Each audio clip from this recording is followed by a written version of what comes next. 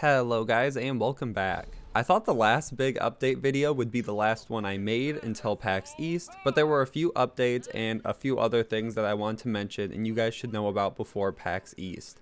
The thumbnail art is made by Wright, link to all those socials down below. Make sure to follow me on Twitter at Hayder for all things Borderlands and updates on future videos, and with that, let's get right into it. Let's first give an update on the Blind-Squirrel Games countdown. We've talked about this developer a ton in the past. They're developing the Borderlands 1 remaster according to leaks, and their official Twitter page started the countdown last week, which led to a lot of people in the community thinking that maybe Blind-Squirrel Games was going to announce or tease the Borderlands 1 remaster before PAX East.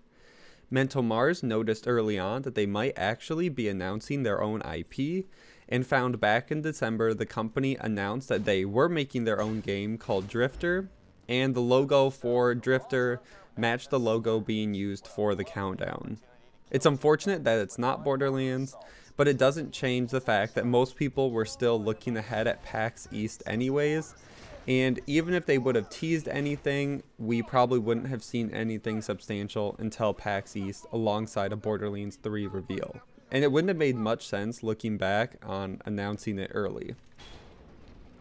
The next story is it looks like early marketing for Borderlands 3 has started. A community member on Twitter at White Fox of Dark posted to me that on the Google Surveys app, he got asked, quote, "Of the following, which video games do you plan to buy or have already bought?" And the list included Apex Legends, Metro Exodus, Destiny 2, Borderlands 3, Anthem, and Battlefield 5.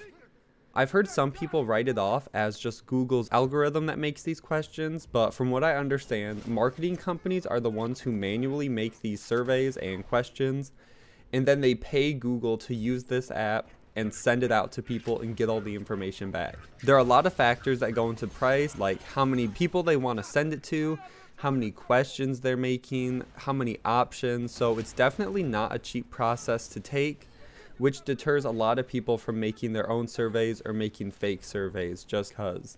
So I would say this survey is most likely from a legit marketing company looking for some early research on what gamers are buying and interested in, and I wouldn't be surprised if Gearbox is doing some back-end analytics for this to gauge consumer interest at the moment. But we'll just have to wait and see. Randy Pitchford made a few tweets in response to some fans about Borderlands 3 and announcing things when they're ready. It's nothing we haven't seen before, but for some reason they have been making the rounds as a big news. So it started with a fan saying, quote, "I'm starting to see a pattern here. When Randy tweets, he gets flooded with posts asking for Borderlands 3 and willingly to throw money at screens at the mere mention of a pre-order date. Randy, what gives? Why the radio silence on this? Borderlands 2 released 7 years ago." Randy responded saying, quote, "I think it's important to only announce things when there is an announcement to make, don't you?" Another fan jumped in saying, quote, "You could literally say the game is coming, but that you aren't comfortable showing anything quite yet, and people would be relieved that something was at least said about it. Any amount of digging shows it's coming soon, so the silence can be frustrating to people. I don't mean disrespect at all, but you even pretty much confirmed the game is coming a little while back. You just won't outright say it. People are just getting worried is all." And Randy closes saying, quote, "It has been no secret that we have games in development, and that includes games in the Borderlands franchise. I cannot control what other people worry about. I'm worried about creating entertainment and will announce things when they are ready." This is something we've heard a ton before. We're hoping that it's going to be ready before PAX East to show, and Randy has said that he's wanted to wait till everything was almost perfect. They want all these factors in line before they're ready to make an announcement, which makes sense why they're waiting on Borderlands 3. We did hear with those last big leaks that they were having trouble with one of the characters' flak, so I bet now that's pretty much fixed.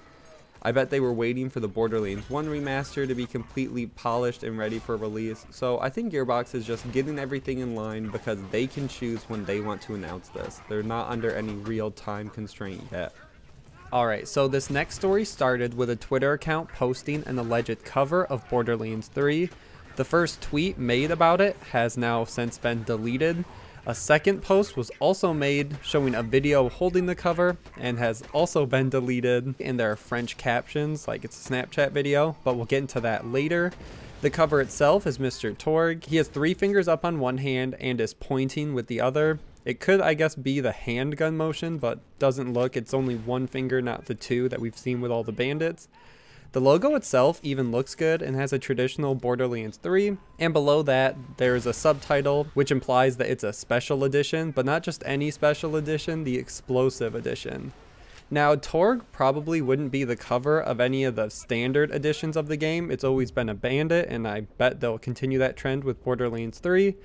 But maybe for a special edition, Torg could be a possible cover, which was a nice touch, even though this is clearly fake. So Supmatto was actually the first one to cover this, and was reached out to by the owner of the video saying that, "Hello everyone, I understand that people talk a lot about my Borderlands 3 photo I posted, so I want to write and tell you all of this. I work at a video game store, and these cases were given to stack on shelves. They are not real and are just for display, and we will use these so people can pre-order in store. Thank you."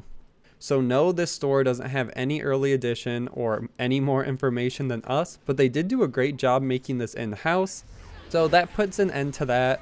It gets into a bigger point I want to make, that we will see more leaks before PAX East. Before any event where Borderlands 3 might get announced, there are always trolls and people who will make convincing art and graphics to try to trick the community. Just be cautious when trusting any of this. There have been so many leaks in the past year. Some have been legit while others were not. In the same vein of that, it's also totally possible we could see another legit Borderlands 3 leak before PAX East. That's definitely not out of the question, but we're just gonna have to wait and see.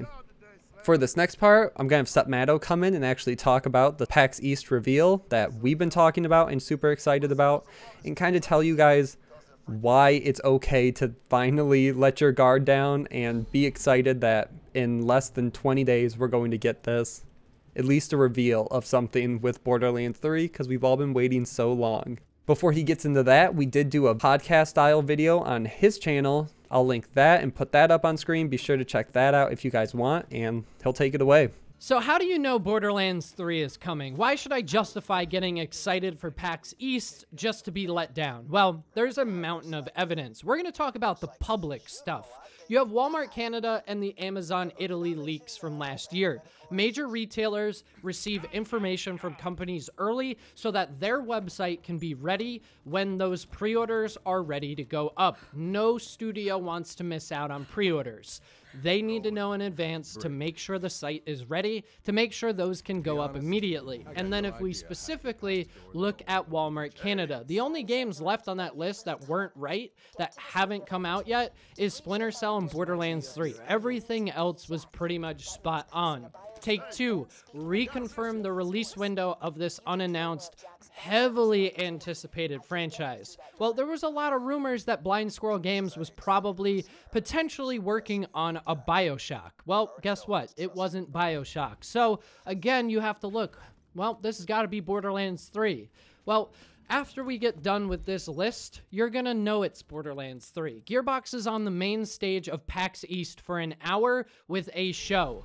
Both Pitchford, Publishing, and Software are going to be there. Okay, well, the CEO's there, and they specifically mentioned that both sides of the company would be there. Publishing, they're going to talk about new brand deals and partnerships that they have that they're going to publish. And Software, that's Gearbox. That's Borderlands, Brothers in Arms, Project 1v1, what they are making. And guess what?